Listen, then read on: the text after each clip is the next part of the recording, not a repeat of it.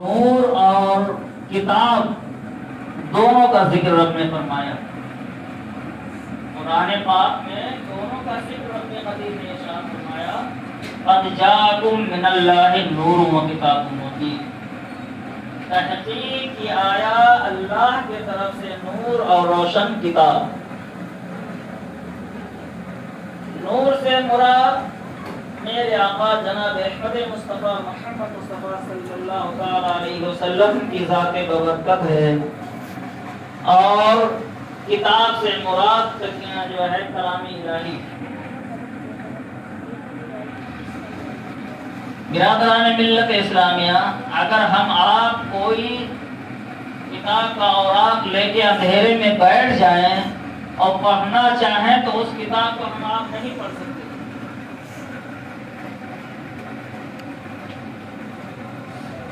اس لیے کہ وہ اس جگہ اندھیرا ہے، اور قرآن جو ہے روشن کتاب ہے۔ اب اگر اس کتاب کو ہم کو آپ کو پڑھنا ہے تو نور کی ضرورت ہے، روشنی کی ضرورت ہے۔ تو رب قدیر نے قرآن میں ارشاد فرمایا ہے، قد جاءکم من اللہ نور و کتاب مبین۔ عزیزان ملت اسلامیہ، جس نے قرآن پاک کو نور کی روشنی میں پڑھا، ایمان کی حلاوت ایمان کے ساتھ پڑھا، وہ کامیاب ہوا۔ عزیزان ملت اسلامیہ، اور جس نے جو ہے اندھیرے میں کلام الہی کو پڑھا، وہ عزیزان ملت اسلامیہ وہ گمراہ اور برباد ہو گئے۔ آپ کہیں گے کہ قرآن کو دن کے اجالے میں ہم بھی پڑھتے ہیں، وہ بھی پڑھتے ہیں، روشنی میں ہم بھی پڑھتے ہیں، وہ بھی پڑھتے ہیں، تو وہ اندھیرے میں کیسے پڑھے گی، ہم روشنی میں کیسے پڑھ رہے ہیں؟ تو عزیزان ملت اسلامیہ، وہ دنیاوی روشنی نہیں ہے بلکہ وہ ایمانی روشنی ہے۔ اگر آپ کا ایمان نبی پاک صلی اللہ علیہ وسلم پر مکمل طور سے جو ہے مکمل ہے، تو نور محمدی کے فائد ایسا جاری ہوتا ہے کہ جب ہم قرآن کو پڑھتے ہیں تو قرآن جب پڑھتے ہیں تو قرآن پڑھنے سے جو چاشنی ملتی ہے وہ اندھیرے میں پڑھنے والوں کو اور قرآن کی چاشنی نہیں ملتی ہے، یہاں تک کہ حلق کے نیچے ان کے قرآن نہیں اترا کرتا۔ برادران ملت اسلامیہ، جب ہم آپ نور ایمان کی روشنی میں قرآن پڑھتے ہیں تو قرآن پڑھنے کا مجھے جو ہے چاشنی عطا ہوتی ہے، حلاوت عطا ہوتی ہے، اور حلقوم تر ہو جایا کرتی ہے کلام الہی کی برکت سے۔ لیکن جب کفار و مشرکین یعنی جو بےمان ہیں، جو ایمان نہیں رکھتے نبی پاک صلی اللہ علیہ وسلم پر، ان کے گھٹنے کے نیچے ایمان نہیں ہوا کرتا ہے، وہ قرآن کو خوب پڑھتے ہیں، نمازیں تو خوب پڑھتے ہیں، لیکن اس کی حلاوت سے محروم ہیں۔ عزیزان ملت اسلامیہ، تو رب قدیر ارشاد فرماتا ہے کہ تم کو اگر قرآن کو پڑھنا ہے تو ایمان کی روشنی میں پڑھو اور نور عرفان کی روشنی میں پڑھو۔ پڑھیں درود شریف، اللہم صلی علی سیدنا و شفیعنا و نبینا قریبنا مولانا محمد النبی الأمی وعلی آلہ وأہل بیتہ بارک وسلم صلاۃ و سلام دائما ابدا یا رسول اللہ صلی اللہ تعالی علیہ وسلم۔ عزیزان ملت اسلامیہ، کچھ لوگ بلا طریق کہہ دیا کرتے ہیں کہ نبی پاک صلی اللہ علیہ وسلم کو جو ہے نبوت 40 سال کے بعد عطا ہوئی ہے، لیکن کلام پاک میں نبی شاہ فرماتا ہے کہ قد جاءکم من اللہ نور و کتاب مبین۔ تحقیق کی آیا اللہ کے طرف سے نور اور روشن کتاب۔ میرے آقا شاہ فرماتے ہیں، اول ما خلق اللہ نوری وکل الخلائق من نور وانا من نور اللہ۔ رب قدیر جب جہان کو پیدا کرنا چاہا، سارے جہان کو پیدا کرنا چاہا، تو سب سے پہلے رب قدیر نے میرے نور کی تخلیق فرمایا، میرے نور کو پیدا فرمایا۔ وَكُلُّ الْخَلَائِقَ مِن نُورِ، اور میرے نور کے کرن سے سارے جہان کو پیدا کر دیا۔ وَأَنَا مِن نُورِ اللَّهِ، میں اللہ کا نور ہوں۔ عزیزان ملت اسلامیہ، اللہ کے رسول صلی اللہ علیہ وسلم فرماتے ہیں کہ سب سے پہلے رب نے مجھ کو پیدا فرمایا ہے، میرے نور کو پیدا فرمایا ہے۔ لیکن عزیزان ملت اسلامیہ، اس دنیا کا وجود جو ہوا ہے وہ حضرت آدم علیہ السلام و تسلیم سے ہوا ہے۔ انسانی وجود جو اس دنیا میں ہوا ہے وہ آدم علیہ السلام کے وسیلے سے ہوا ہے۔ اور آقا ارشاد فرماتے ہیں اولو خلق اللہ من اولو جو ہے اولو ما خلق اللہ نوری، یعنی رب قدیم نے سب سے پہلے میرے نور کو پیدا فرمایا۔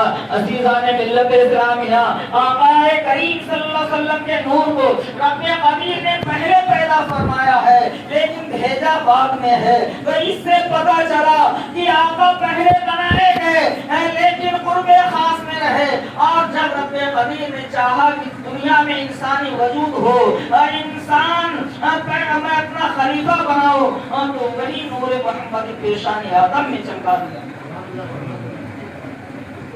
رب قدیم نے نور محمدی کو پیشانی آدم میں رکھا، اور حضرت آدم علیہ السلام جو ہے دنیا کے پہلے انسان ہے، ان کے پیشانی میں رب قدیم نے نور محمدی کو رکھا اور حکم دیتا ہے وَإِذْ قُلْنَا لِلْمَلَائِكَةِ اسْجُدُوا لِآدَمَ، اے فرشتو آدم کو سجدہ کرو۔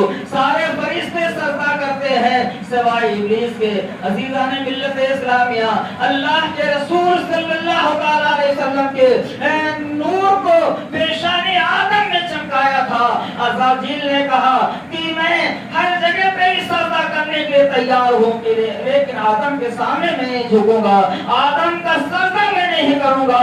اس نے آدم کے جسد اقدس کو دیکھا، اس نے نور محمدی کو نہ دیکھا کہ رب قدیر کا جو محبوب ہے وہ پیشانی آدم میں ہے، اور اسی کے تعظیم کے لیے رب کا حکم ہو رہا ہے۔ عزیزان ملت اسلامیہ، پیشانی آدم میں نور محمدی ہے۔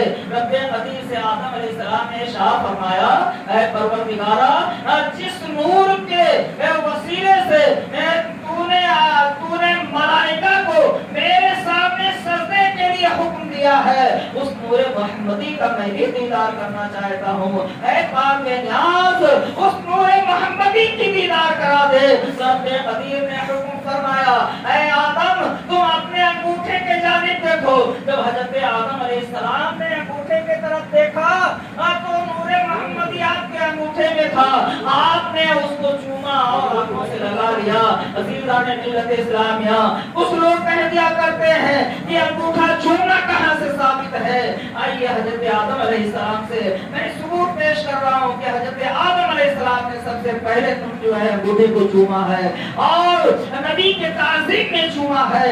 عزیزان ملت اسلامیہ، اللہ کے رسول صلی اللہ علیہ وسلم کو رب نے پہلے بنایا ہے لیکن دنیا میں بھیجا بعد میں ہے۔ لیکن عزیزان ملت اسلامیہ، جب صبح کی سفیدی نمودار ہونے والی ہوتی ہے، نسیمیں سحری چلنے لگتی ہے، ایک جو ہے کوئی جو ہے شور نہیں مچاتا، کوئی اعلان نہیں کرتا ہے کہ جو ہے صبح شادی کا جو ہے طلوع ہونے والا ہے، لیکن پیڑوں کے اوپر جس طریقے سے چڑیا گانے لگتی ہے، پڑپڑانے لگتی ہیں، اڑنے لگتی ہیں، نسیمیں سحری جو ہے رواں دوا ہو جایا کرتی ہے۔ عزیزان ملت اسلامیہ، ہر انسان جان لیا کرتا ہے کہ صبح کی سفیدی نمودار ہونے والی ہے۔ عزیزان ملت اسلامیہ، بلا تفصیل رب قدیر نے محبوب پاک کو سب سے پہلے پیدا فرمایا، لیکن دنیا میں بعد میں آپ کو بھیجا ہے۔ آدم علیہ السلام تشریف لا رہے ہیں، لیکن حضرت آدم کا کلمہ کیا ہے؟ لا الہ الا اللہ، آدم صفی اللہ، لیکن حضرت آدم علیہ السلام کا کلمہ ہے لا الہ الا اللہ محمد رسول اللہ۔ حضرت عیسی علیہ السلام تشریف لاتے ہیں، آپ کا کلمہ ہے لا الہ الا اللہ، شیس جو ہے نبی اللہ۔ عزیزان ملت اسلامیہ، حضرت عیسی علیہ السلام کا کلمہ ہے لا الہ الا اللہ جو ہے، اور آپ کا کلمہ ہے لا الہ الا اللہ محمد رسول اللہ۔ یعنی جتنے بھی انبیاء کرام سارے پانی میں جلوگر ہوئے، سب نے اللہ کے رسول کا کلمہ پڑھا ہے، اور ایک کے بعد دیگرے سبوں نے اعلان کیا ہے کہ ہمارے بعد نبی دار فانی میں جلوہ گر ہوں گے، جو امام الانبیاء ہوں گے وہ امام الانبیاء ہوں گے، سارے انبیاء کے تاجدار ہوں گے۔ عزیزان ملت اسلامیہ، اللہ کے رسول صلی اللہ علیہ وسلم جب اس دار فانی میں 1,24,000 کم و بیش انبیاء کرام اس دار فانی میں جلوہ گر ہوئے، اور عیسیٰ روح اللہ نبی علیہ الصلوۃ والتسلیم اس دار فانی میں جلوہ گر ہوتے ہیں۔ اس دنیا سے رخصت ہونے کے بعد چوتھے فلک میں جب آپ اٹھا لیے جاتے ہیں، آپ چوتھے فلک پر پہنچ جاتے ہیں، اس کے بعد 600 برس کا زمانہ بڑا ہی بھیانک گزرتا ہے۔ اس دنیا میں کوئی ہدایت کے لیے نبی بھیجا نہیں جاتا ہے۔ اب آپ اس دنیا والوں کا عجب حال ہوتا ہے کہ اپنی منمانی کرتے ہیں، جس طریقے سے جس کو زندگی گزارنا ہوتا ہے گزار رہے ہیں۔ کہیں بیواؤں کے ساتھ ظلم کیا جا رہا ہے، کہیں لڑکیوں کو زمین میں تربور کیا جا رہا ہے۔ عزیزان ملت اسلامیہ، اس طریقے سے 600 برس کا زمانہ بہت ہی بھیانک گزرا تھا۔ پھر سارے جو ہے سارے انسانوں نے ایک زبان ہو کے رب کے بارگاہ میں التجا پیش کیا تھا، اے پروردگارا بھیج دے کوئی محسن انسانیت جو مجھے جو ہے راستہ بتا سکے، مجھے صحیح جینے کا طریقہ سکھا سکے۔ تو رب قدیر نے عوام الناس کی دعا کو قبول فرمایا اور اپنے محبوب کے بھیجنے کا فیصلہ فرمایا۔ نبی پاک صاحب اللہ صلی اللہ علیہ وسلم کہ اس دنیا میں تشریف آوری اس سے ماقبل دنیا کا بہت ہی بھیانک ماحول تھا، لیکن جب آقا آتے ہیں تو دنیا میں خوشیاں آ جاتی ہیں۔ اللہ رب العزت ارشاد فرماتا ہے، اے جبرائیل سے زمین پہ اتر جاؤ اور پورے دنیا میں اعلان کر دو کہ میرا محبوب اس دار فانی میں جلوہ گر ہونے والا ہے۔ اب کوئی لڑکی زندہ تربور نہیں کی جائے گی، کوئی بیواؤں پر ظلم و ستم نہیں کیا جائے گا۔ آقا کریم صلی اللہ علیہ وسلم تشریف لاتے ہیں تو لڑکیوں کو جینے کا سلم جو ہے انسانوں کے درمیان میں لڑکیوں کو مقام مل جاتا ہے اور بیواؤں کا سہارا پیدا ہو جاتا ہے۔ آقا کریم صلی اللہ علیہ وسلم ہے مکہ المکرمہ میں ہے، آپ تشریف لا چکے ہیں اور آپ جو ہے اعلان نبوت مکہ المکرمہ میں جب کرتے ہیں تو اس وقت صدیق اکبر ہے جو آپ تجارت کے لیے تشریف لے کے گئے ہوئے تھے۔